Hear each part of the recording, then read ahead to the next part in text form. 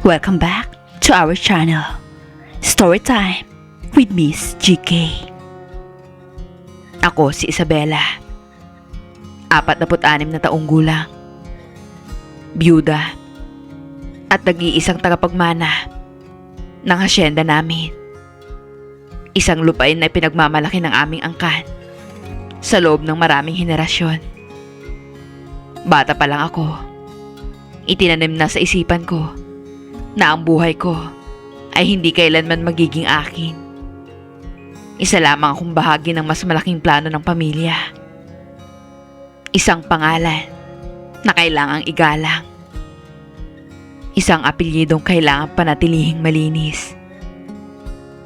Ikinasal ako kay Alfonso sa edad na 25. Isang lalaking pinili para sa akin.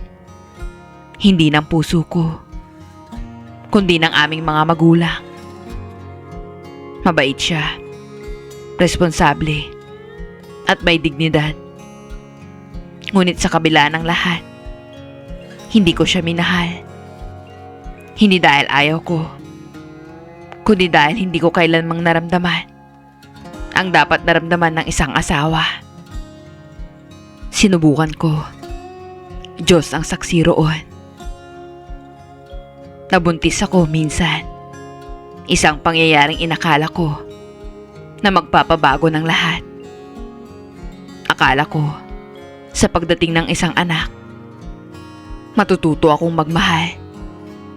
Ngunit hindi lahat ng biyaya ay binibigay para manatili. Nakunan ako sa 3 buwan, kasabay ng pagkawala ng sanggol. Tuluyan ding nawala ang pag-asa na maging ina ako. Dahil pagkatapos doon, hindi na ako muling nabuntis. At hindi na rin kami muling naging malapit ni Alfonso. Nang bawian siya ng buhay sa isang aksidente, ilang taon ang nakalipas. Wala akong luhang maiyak. Hindi dahil wala akong puso, kundi dahil matagal ko na itong isinara. Pinili kong manatili sa hasyenda. Tahimik, nag-iisa, at kontento sa paniniwalang iyon. Iyon na ang magiging kapalaran ko habang buhay. Hindi na ako naghanap ng ibang lalaki. Hindi na rin ako naniwala na may naghihintay pa sa akin. Hanggang sa nakilala ko si Andres. Si Andres ay 30 taong gulang, probinsyano, at all-around boy sa hasyenda namin. Siya ang nag-aalaga sa mga taniman, mga tauhan, at kadalasan, ako rin ang kasama niya tuwing umiikot ako sa hasyenda. Tahimik siya, masipag, at may mga matang marunong makinig. May tindig siya na hinubog ng araw at pawis ng lupa. Pero sa kabila ng lahat, may kabaitan at respeto na hindi may pagkakaila. Hindi ko namalayan kung kailan ko siya unang napansin. Ang alam ko lang, sa tuwing maririnig ko ang mga yapak niya sa likuran ko, may kung anong gumigising sa loob ng dibdib ko. Parang matagal nang natutulog na puso ang biglang nagising. Sa tagal ng panahon, ngayon lang muli tumibok ang puso ko. At sa pagkakataong iyon, hindi ko na rin inisip kung tama o mali. Ramdam ko ang init ng damdamin ko para sa isang tao na matagal ko nang nakakasama. Ngunit hindi ko inaasahang mamahalin. Ngayon, unti-unti kong napapansin na may nagbabago sa simpleng araw-araw naming samahan. Hindi ko man sinasadya. May mga sandaling hindi na lang ako nakatitig sa paligid, kundi sa kanya. Sa bawat ngiti, sa bawat tanong kung kamusta ako, may mga hindi may paliwanag na kilig at saya Ang puso ko na matagal ng tahimik, unti-unting bumabalik sa buhay. Sa umpisa, sinasabi ko sa sarili ko na normal lang ang nararamdaman ko para kay Andres. Siya ang caretaker ng hasyenda. Natural lang na alagaan namin ang isa't isa, hindi ba? Ngunit habang lumilipas ang mga araw, si Andres ay laging maaga sa hasyenda. Siya rin ang huling umaalis. Kapag nag-iikot ako sa mga taniman, siya ang kasama ko. Madalas, simpleng tulong lang. Pag-abot ng tubig, pag-aayos ng damit ko, pagkatapos ng init ng araw. Ngunit may mga sandali na tila humihinto ang oras. Kapag sabay kaming humahawak sa baso ng tubig, o kapag tinitingnan ko siya sa mata habang nagtatanong ng mga simpleng bagay. Isang hapon, nadatnan ko siyang nakatayo sa gilid ng lumang bodega. Nakaupo ako sa sako ng palay. Iniisip ang bigat ng mga nagdaang taon. Doña Isabela, ayos lang po ba kayo? Tanong niya. At sa boses niya, ramdam ko ang pag-aalala na hindi ko inaasahan. Napangiti ako. Mahina. Ayos lang ako, Andres. Lumapit siya ng kaunti. Ngunit hindi masyadong malapit. Para siguraduhin lamang na okay ako. Ang bawat galaw niya ay maingat, puno ng respeto. Ngunit ramdam ko ang init ng presensya niya. At sa maliit na espasyo na iyon, may isang bagay na nagsimulang mabuo sa pagitan namin. Dumating ang mga sandaling tahimik kaming magkasama sa dapit hapon, sa veranda, habang pinagmamasdan ng paglubog ng araw sa hasyenda. Hindi namin pinag-uusapan ang damdamin namin. Ngunit pareho naming alam na may unti-unting namumuong koneksyon. Isang gabi, habang pauwi ako mula sa inspeksyon ng mga manggagawa, biglang umulan. Nabasa ako sa labas at siya ang unang dumating. Hawak ang payong para ako'y masaklawan. Baka mabasa ka, sambit ko. Ngumiti siya. Ayos lang po ako. Kayo po ang importante. Sa simpleng salita na iyon, may tuluyang nabasag sa loob ko. Hindi ko na siya nakitang tauhan lang. At ramdam ko rin na hindi na rin niya ako tinitignan bilang donya. Sa unang pagkakataon, sa matagal na panahon, naramdaman ko ang isang damdamin na matagal ko nang isinara. Habang lumalalim ang gabi, hindi ko maiwasang isipin ang mga nangyari sa aming dalawa ni Andres. Ang bawat sandali, bawat ngiti, lahat iyon ay nagdudulot ng kakaibang tibok sa puso ko. Hindi ko na maipaliwanag sa sarili ko.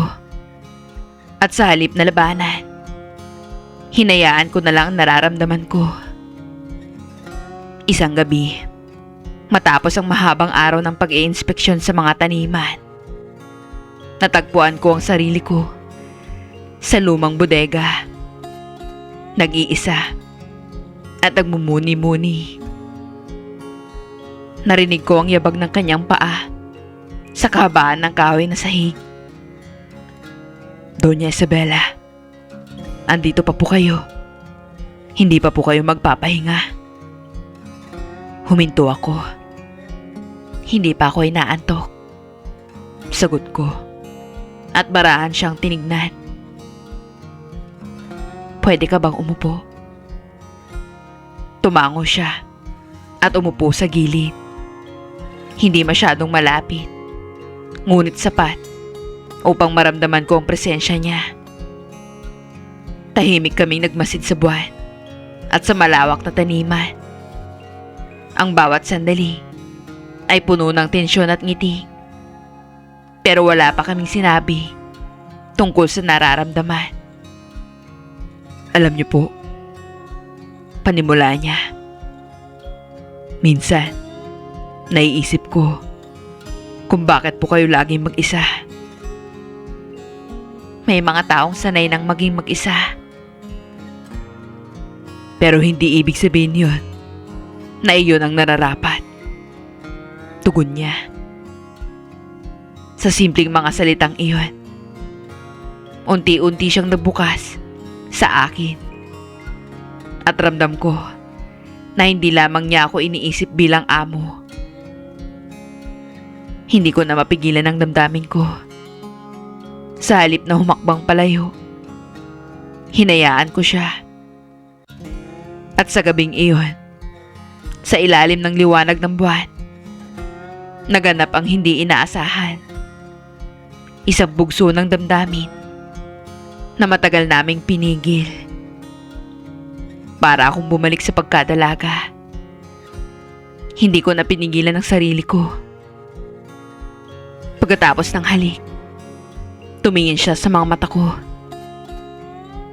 Isabela, sabihin mo lang kung gusto mong itigil natin to. Pagtatanong niya. Tumingin ako sa mga mata niya. Kita ko na punong-puno ito ng sensiridad. Ayokong matapos tong gabing ito, Andres. Ngumiti siya. At doon, sa lumang bodega, tuluyan nang nangyari ang bagay na matagal ko nang hindi nararamdaman. Ang maging isang babae. Nang matapos kami, ay inihatid na niya ako sa bahay. Good night, Isabela. Good night, Andres. At tuluyan na akong pumasok ng bahay na may ngiti sa labi na para bang dalagang kinikilig. Habang naliligo ako, hindi ko maiwasang hindi isipin ang nangyari sa lumang bodega. Napapikit ako habang naiisip ko si Andres. Ano ka ba, Isabela? Tigilan mo nga yung iniisip mo. Hindi ka pa ba nakontento sa nangyari? Bulong ko sa sarili ko. Pagkatapos ko maligo at nagbihis, bumagsak na lang ako sa kama na may ngiti sa labi. Mahimbing akong nakatulog. Bagay na matagal ko nang hindi nagagawa. Hindi ko lubos maisip na sa isang buhay ako mahuhulog pagkatapos kong mabiyuda. Siya lang pala makakapagpagising sa puso ko na matagal nang patay. At kahit alam kong may kapalit ang bawat desisyon, hindi ko pinagsisisihan ang pagpili kong sundan ang nararamdaman ko. Nagising ako sa umaga na may bigat sa dibdib. Hindi dahil sa pagsisisi, kundi sa takot. Takot kung paano haharapin ang araw at si Andres matapos ang gabing iyon. Hindi ko inaasahan na sa edad ko, may isang taong magpaparamdam sa akin ng ganitong klaseng damdamin. Tahimik ang bahay habang pinagmamasdan ko ang taniman mula sa bintana. Napansin ko ang mga simpleng bagay na dati hindi ko pinapansin. Ang mga bulaklak na unti-unting namumukadkad at ang tunog ng mga hayop sa asyenda. Lahat iyon ay nagbibigay ng kakaibang katahimikan. Ngunit may halong excitement sa loob. Hindi nagtagal bago ko hinanap si Andres. Natagpuan ko siya sa likod ng kamalig, abala sa pag-aayos ng mga gamit. Nang magtama ang aming mga mata, sabay kaming napahinto. May hiya sa ngiti niya. May takot sa kanyang tingin. Andres, Panimula ko. Huwag mo muna akong tawaging Donya. Tayo lang naman ang nandito. Nagulat siya. Ngunit hindi tumutol. Umupo siya ng malapit. Parang hinahayaan akong magdesisyon sa pagitan ng paglapit at paglayo. Kung may pagkakamali man kagabi, sabi ko, nanginginig ngunit matatag. Ako ang may pananagutan. Hindi po ako papayag. Sagot niya agad. Desisyon po natin iyon. Parehas nating ginusto. Doon ko naramdaman na hindi na lang kami basta amo at tauhan. May lihim na unti-unting nabubuo. At sa bawat araw na dumaraan, mas lalong lumalalim ang koneksyon namin. Mga ngiti sa dapit hapon. Mga titig na sinasabi ang hindi nasasabi. At sa tuwing may pagkakataon kami, pumupuslit kaming dalawa para magsama. Pag alam kong walang ibang tao, o kaya naman, minsan sa sasakyan, kunwaring may pupuntahan kami. Pero ang totoo, magsasama lang kami sa oras na alam naming amin ang mundo. Minsan, pinapapunta ko din siya sa kwarto ko kapag alam kong tulog na ang ibang kasambahay. Para kaming mga teenager na nagtatago sa magulang na istrikto. Ngunit kasabay ng saya ay naroon ang pangamba. Alam kong darating ang araw na haharapin namin ang aking pamilya. Lalo na ang ama ko, si Don Vicente. Alam kong hindi niya matatanggap si Andres bilang karapat-dapat sa akin. Ngunit sa halip na matakot, napagtanto ko, minsan na akong sumunod sa pamilya at nagdusa sa tahimik na puso. Ngayon, pinili ko ng unahin ang aking kaligayahan. Hindi nagtagal bago naramdaman ng hasyenda ang pagbabago sa aming dalawa. May mga matang mapanuri. May mga bulong na mabilis kumalat. At kahit pilit naming itago, may mga nakakaamoy ng lihim na nag-uusbong sa pagitan namin ni Andres. Isang umaga, ipinatawag ako ng aking ama. Si Don Vicente. Matanda na. Ngunit ang tinig niya ay nananatiling may bigat. Sa loob ng kanyang silid, napapalibutan ako ng mga lumang litrato ng pamilya. At bigla kong naramdaman ang bigat ng kanyang presensya. Para akong batang nakatayo sa harap niya. Isang anak na inaasahang susunod sa lahat ng utos.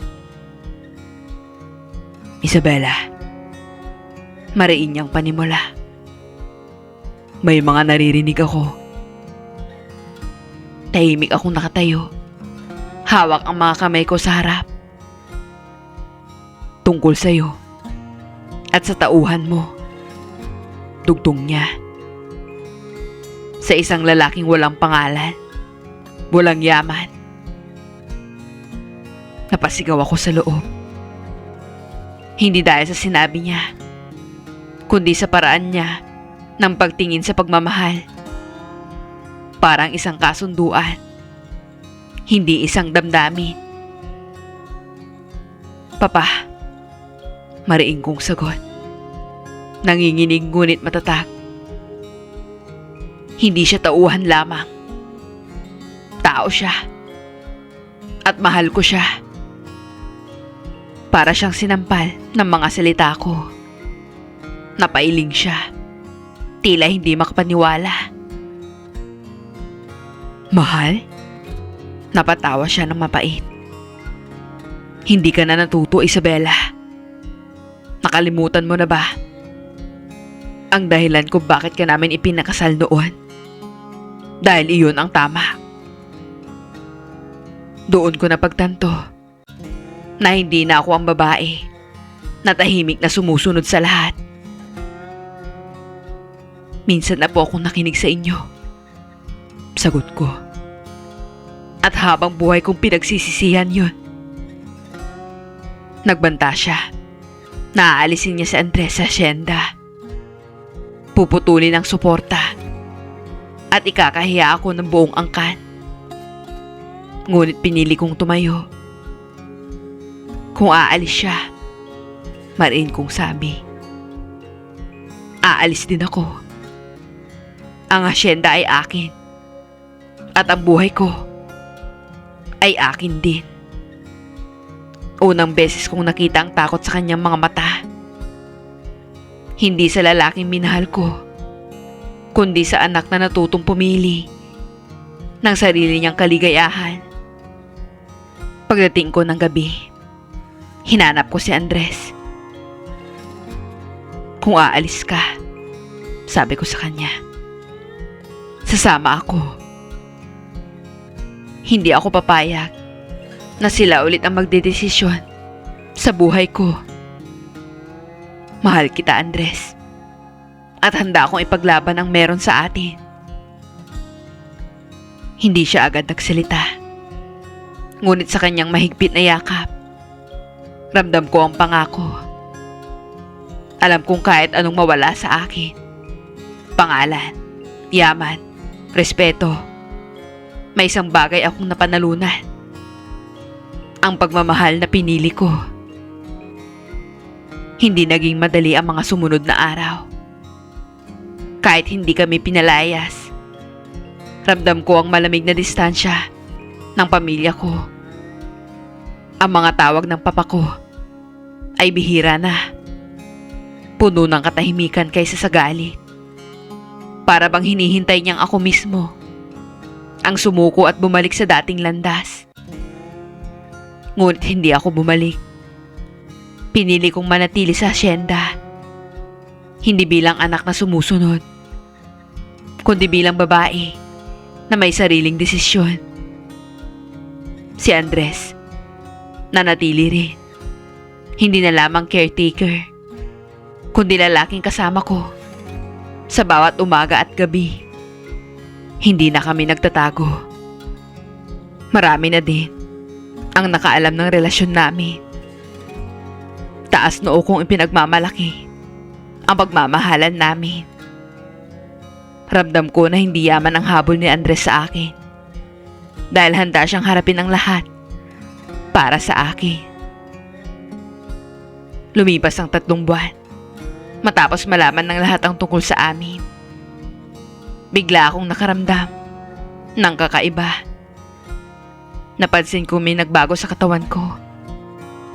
Nagsusuka ako tuwing umaga.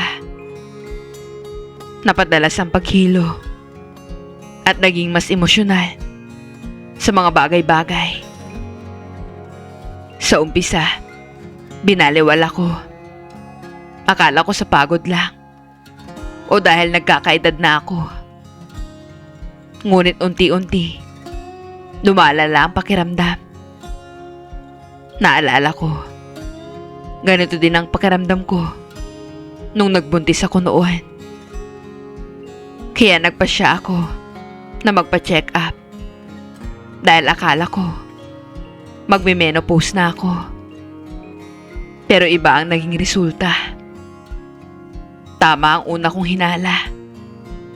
Buntis nga ako. Sa edad kong to, nagulat, nanginig, at hindi ko alam kung anong mararamdaman ko. Isang halo ng takot, saya, at pag-asa. Si Andres ang una kong sinabihan. Tumigil siya sa paglalakad sa labas ng silid. Tinignan ako ng buong puso at walang sinabi sa simula. Pagkatapos, dahan-dahan siyang lumapit at lumuhod sa harap ko.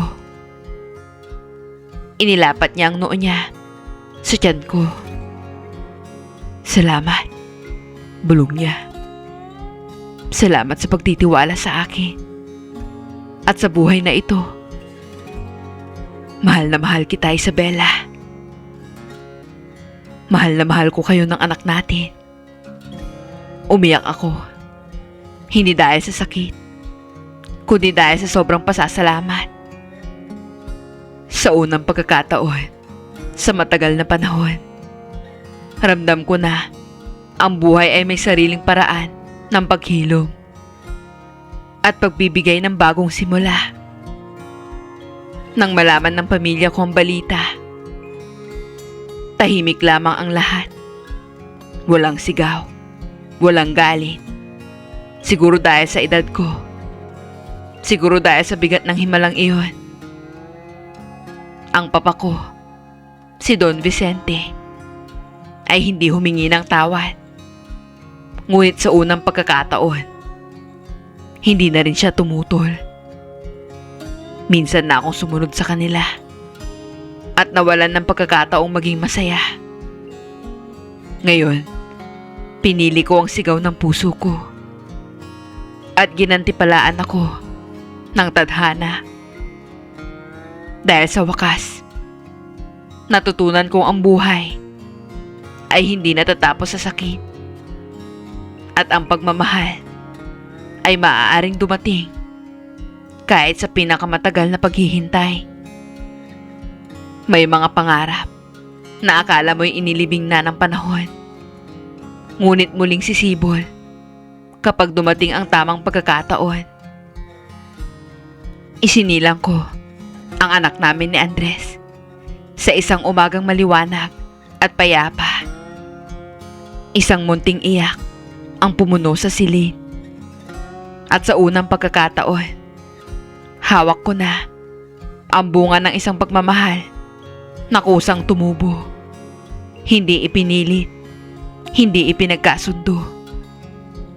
Habang yakap ko ang aking sanggol, napagtanto ko, hindi nasusukat ang pagiging ina sa edad o sa kakayahan ng katawan. Nasusukat ito sa tapang na magmahal at sa lakas ng loob na ipaglaban ng buhay na ibinigay sa iyo. Si Andres ay hindi lamang lalaking minahal ko. Siya ang aking tahanan. Sa bawat gabing siya ang nagbabantay sa aming anak. Sa bawat umaga na siya ang unang bumubulong ng pasasalamat. Alam kong tama ang naging desisyon ko. Tama ang desisyong ginawa ko. Isang araw, dumating si Papa sa asyenda, ilang linggo matapos akong manganak. Walang sermon, walang utos. Tahimik niyang tinitignan ang aking anak. At sa unang pagkakataon, nakita ko sa kanyang mga mata ang pagsisisi at pagtanggap. Masaya ka ba? Iyon lang ang tanong niya. Oo, Papa. Sagot ko. Masayang masaya ako. Tumango siya. At sapat na iyon. Hindi man naging perpekto ang lahat. Nabuo ang pamilya naming nabuo sa gitna ng pagtutol at pangamba. Ang asyenda ay nanatili. Ang pangalan ay nanatili.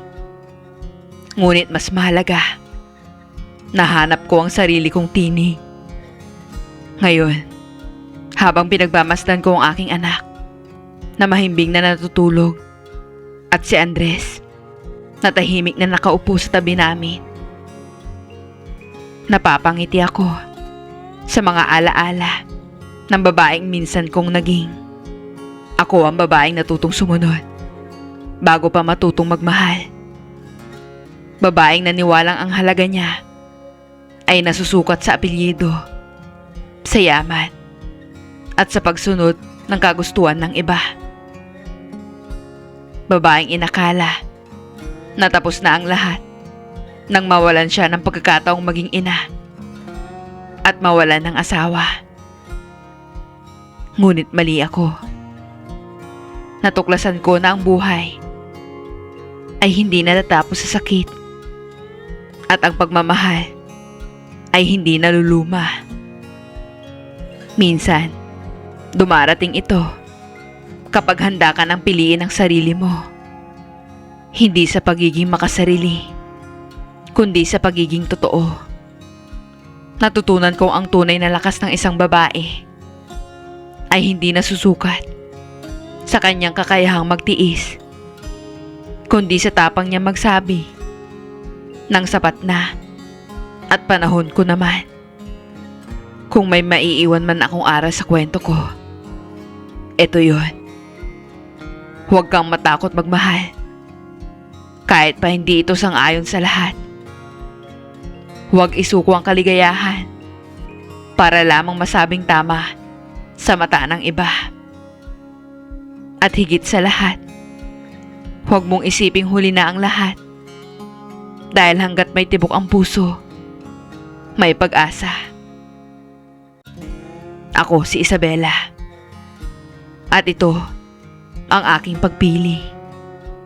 Ang magmahal ng buo, mabuhay ng totoo, at yakapin ang buhay na minsang inakala kong hindi na para sa akin.